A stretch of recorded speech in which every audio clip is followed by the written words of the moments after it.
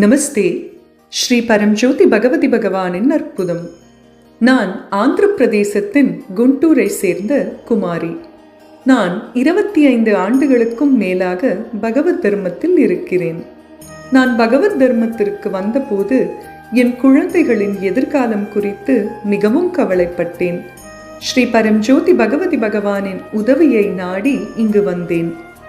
நான் இந்த தர்மத்திற்கு வந்த முதல் நாளிலிருந்தே என்னுள் வளர்ச்சியை கவனித்தேன்.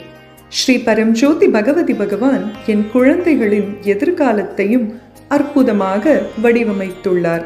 நான் மிகவும் கூச்சம் உள்ளவளாக இருந்தேன்.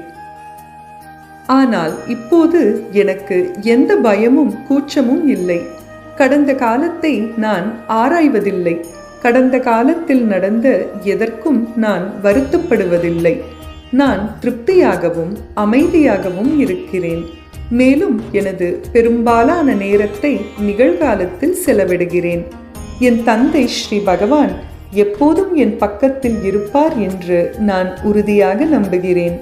நான் என்னை மற்றவர்களுடன் ஒப்பிட்டு பார்ப்பதில்லை அல்லது அவர்களுடன் போட்டியிடுவதில்லை. எனக்கு பொறாமை அல்லது வெறுப்பு ஏற்படும் போது அதை நான் விரைவாக உணர்கிறேன். அது உடனடியாக ஏற்றுக்கொள்ள முடிகிறது.